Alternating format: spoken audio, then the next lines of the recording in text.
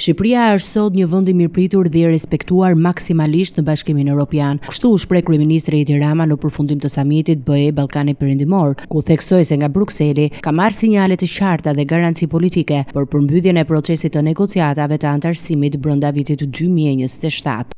Dhe I kam garantuar se ne do të vazhdojmë reformat modernizuese, do të vazhdojmë përpjekjet në luftën kundër atyre problemeve që këta kanë shumë dëshirë dhe zakon t'i përmbledhin tek lufta kundër krimit organizuar dhe korrupsionit, por nuk është vetëm kaq, është shumë më tepër se kaq, është shumë më komplekse se kaq.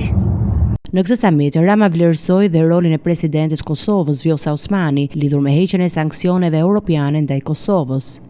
Presidentja e Kosovës ka shkëlqyer dhe me fjalë bindse, por edhe si rezultat I një pune këmbgulse dhe një koordinimi të mirë që kemi bërë në javët e fundit, pa dashur këtu të marr asnjë merit, ja ka dalë që të zhbllokoj më në fund të gjitha ato fonde të bllokuara prej disa kohësh nga ana e Bashkimit Evropian. Pas përfundimit të samitit në Bruksel, kryeministri Rama udhtoi drejt Hagës. Ai sqaroi se vizita e tij nuk kishte si qëllim vetëm takimin me ish-presidentin e Kosovës Hashim Thaçi, por edhe një apel të hapur ndaj drejtësisë ndërkombëtare për lirimin e ish-krerëve të UÇK-s nga paraburgimi.